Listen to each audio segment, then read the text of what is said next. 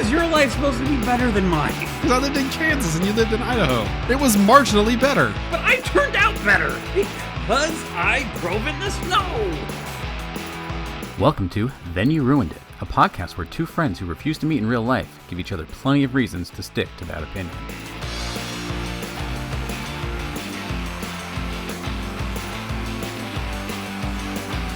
So the other day, my son comes to me and he's like, hey, after church, can I drive the car in the parking lot?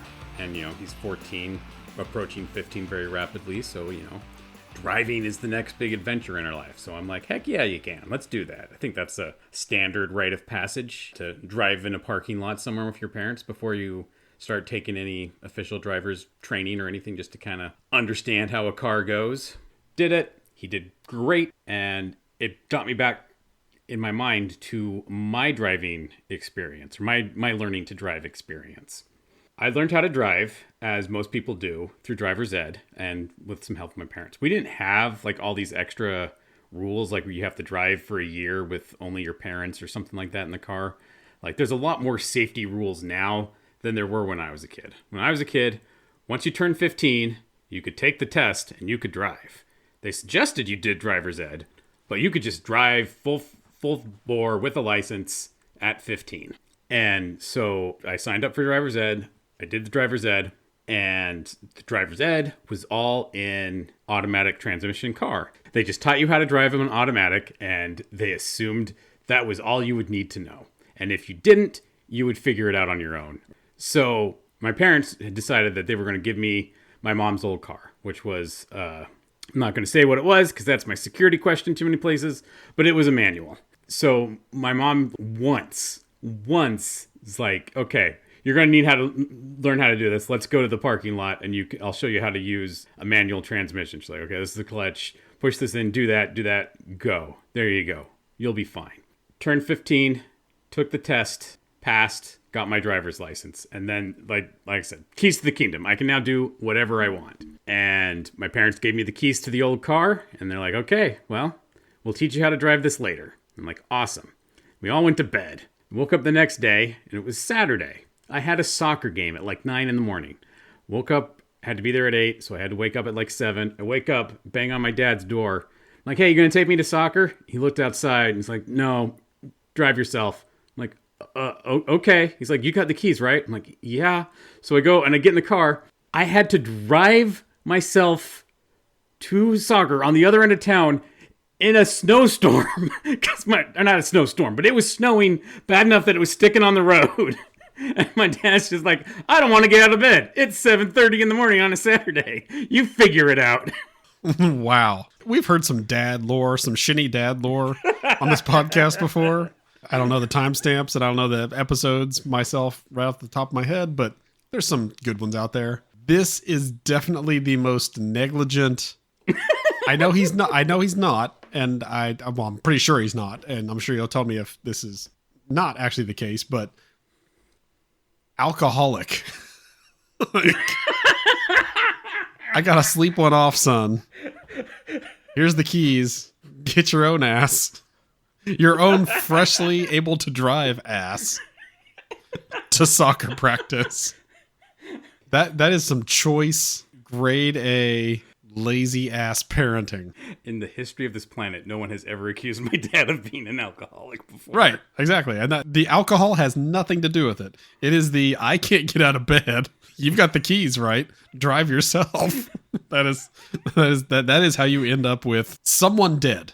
Probably not the kid. Kid's probably going to kill somebody, and then you got to deal with, now they're a murderer. You see, Jason, this is how I know you're a dirty, rotten hypocrite. Not even an hour ago, you were extolling how great Calvin's dad was, and how he was the true hero of that story.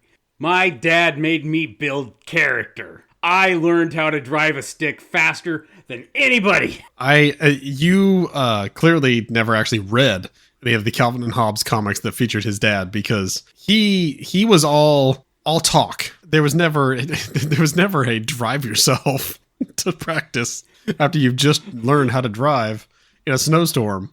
There was an implied thing that's like, haha, wouldn't that be funny if he actually did that? He's not going to, because he's smart enough, right? Okay, we're fine. This is actually, no, go do that thing. I don't care if it's dangerous. I'm not getting out of bed. Like, that is dangerously negligent. Like, if I was a kid and one of the other kids on the team told us that, I would absolutely tell my parents after that they would hear that and be shocked and call Child Protective Services because they need to intervene in this situation. I'm pretty sure weren't Child Protective Services in the 90s in Idaho. This is pretty frickin' tame compared to what a lot of my friends had to do. And in my dad's defense, he apologized later. He's like, yeah, that was probably not the smartest thing. And I'm like, no, Dad, this is the best thing you could have ever done for me. Because A, I learned how to drive stick. B, I learned how to drive in the snow, which I had never done up to this point because you don't practice that. Also, it was fall, so, it just started snowing. This was like the first snow of the year, so I hadn't had a chance to learn to drive in the snow. But I did. And I made it all the way across town. I learned self-confidence. I learned independence. And it was perfectly safe because no other idiots were out driving then. It's the safest time for a moron to learn to drive stick is in the middle of a snowstorm. Because no one else is around. What's he going to do? Wreck the old piece of crap car you gave him? Darn. And also, and I believe, again, I know the answer to this, but I'm going to ask just to be sensitive to the situation. Your dad and your mom were never separated, right? They're still together. Oh, yeah. So where was she in this? Why had she abdicated her parental duties? I don't know. Knowing them, either she was at my grandparents' with the rest of the family, because I don't remember anyone else there, or she was also asleep. Because, again, the responsible parent, the other parent thing to do was if she was laying there, she would... What was that? It was Steve again. What did he want? He said he had soccer practice.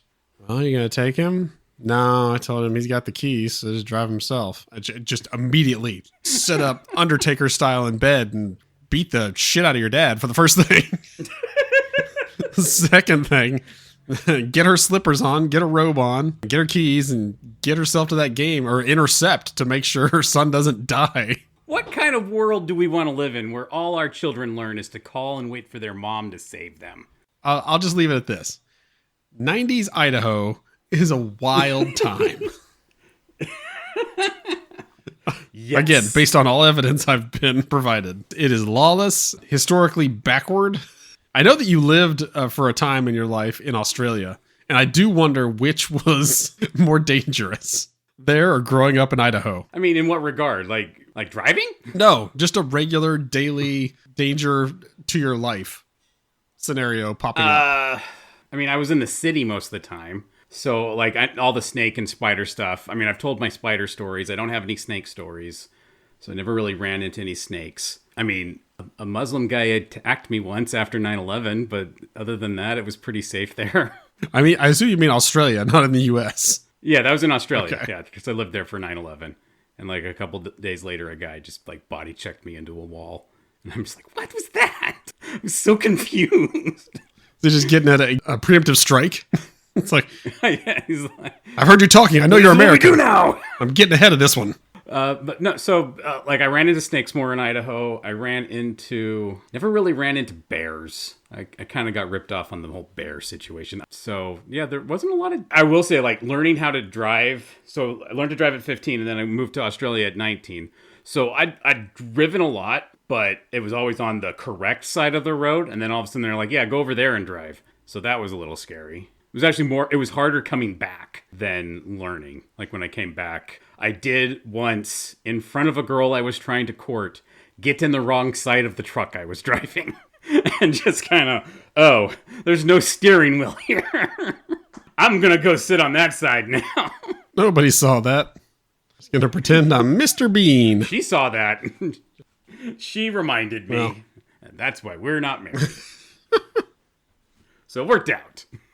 So mine is comparatively tame. My situation, so I was very, very content to get rides everywhere. I never wanted to drive myself. I was happy catching a ride with my brother, which is saying something because between the nonstop gangsta rap, he was one of the guys that would do the car stereo thing. He would get a new car stereo every year, and he had to have the speakers that would, I guess it made you cool.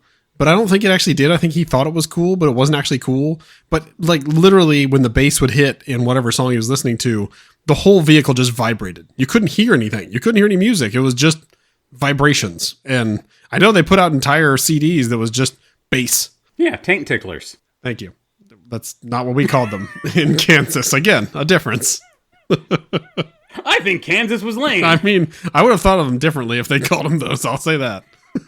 I can't remember what my brother called them, but that's he didn't have that many of those. But oh my god, just that's all he listened to, and he would routinely. I don't remember if it was around the time. I feel like it was a ways after Ace Ventura: When Nature Calls came out, where he would drive with his head out the window. Catching bullets in his teeth, like you do? I mean, not catching the bullets, just driving with his head out the window, because he knew it would freak me out. Because no, he literally like would just gun it and do like 55 down a 30-mile-an-hour road right towards a parked car, just because he knew it would freak me out, and I, would freak out, and he'd jerk the wheel. But I still would prefer getting a ride from that maniac to driving myself. When I got my license, I was like, oh no, now I have to do this. And luckily, I didn't have to do it for some time until my dad came home from work one day, and I was sitting in a chair right across from the back door. He comes in, and before my mom can say anything, he kind of holds up his hand. He tosses me a set of keys, and he says, there, I bought you a car. Again, every kid gotten their license would be, oh my God, thank you. Oh goodness. Oh, I have to go drive to see my friends. They're, at such and such place, and I have to go show them my car. And I was like, okay. How is your life supposed to be better than mine? Because I lived in Kansas and you lived in Idaho. It was marginally better. But I turned out better because I drove in the snow. I definitely drove in the snow at some points, but not when I was learning. And not right after learning. So yeah, so then so the car he got me was a stick. So okay. That was what I had to learn on after getting the license, I had to learn with him, and he decided the way I needed to learn how to do a stick was to just have me drive it like a normal car, just like anything I'd driven before, an automatic. And he thought that would, that's the way to show me, okay, now don't do that. Now listen to me. Instead, it just pissed me off. I think I got out of the car and just like stormed off. Finally came back. Any other way he would have taught you would have pissed you off. I mean, yeah. You had to drive. I wasn't thrilled to be in the car in the first place, yes. But he just said, all right, so turn on the car, give it gas, and let's go. And it was just, it would do what a manual would do if you did that. It's not happy. It jerks. It jumps around. It sounded like death to anybody that's probably ever driven a manual and knows what they're doing. I'm cringing just hearing this story. Yeah. No, it was not good. And it wasn't good for a while. I mean, it was an old beat up, an 89 Pontiac Grand Am. Oh, so now we know the security question to your bank account. I don't think I ever actually used that one. No. But for you 3 listeners out there, boom. You can get into my college era Wachovia account. So, yeah, that was my driving experience. I've also obviously already gone over my trials and tribulations while learning and starting out driving. But suffice to say, I was not thrilled with driving for quite some time. That car was like my least favorite. My brother would drive it because apparently it had a monster engine in it. He was like, dude, I want to drive that. Like that, it's got a manual and you can, yeah. I don't know what it had in it, but he loved it. I can pee so many cop cars in this thing. Thank you for the callback. That's the only thing I'm ever going to remember about your brother. I mean, it's a pretty big one. Your brother could cure cancer, and I'm just going to think of him as the guy who peed on a cop car. My brother's done pretty well for himself, and I'm proud of all he's accomplished. He ain't never going to cure no cancer. So, speaking of first cars, one of my favorites was, so my one friend, same sort of tradition, got the oldest car from the family. And that was one that his sister had previously driven. And she had, the rumor is that she threw it in reverse going down the freeway. We don't know if that's actually what happened, but reverse didn't work on this car. This car only went forward, which is kind of a pain in the butt. So whenever we had to park that thing, and this was the only one that wasn't just like a simple 4-seater. Like this thing it wasn't a minivan, but it was built like a minivan. You could fit so many hungry teenagers in the back of this thing. Whenever we would go somewhere and we had more than just 3 people, we wanted this car. So there were like 8 of us in this thing. So we used it a lot. Whenever it came time to park, we would have to either find a pull-through spot or a hill, because those were the only ways we could get out of there. Because he could pop it in neutral and just kind of slowly roll back. Or super annoying, he would intentionally park going down a hill and make us push him up it in reverse. That was our least favorite. And to this day, I will park so far away if it's a pull-through spot. My wife's like, why are you back here? I'm like, Never know. What if our car doesn't reverse all of a sudden? This will be better. I'm solving a problem before it happens. Yeah, and that's one that the partner or kids can never argue with, because then it will happen. It'll be like, see, I was prepared. I'm making them push. Yeah. Yeah. Make my 10-year-old daughter push me up my car up a hill. 10-year-old flattened by car. I swear it wouldn't go in reverse, says the father. Father refuses to accept blame. Said he wanted to park at the pull-through spot. Blames wife exclusively. Other dads in area say, yeah, I get it. Dad says, really, when you think about it, this was my dad's fault. I thought it would build character. News Channel 9 says, we talked to too many people for this story.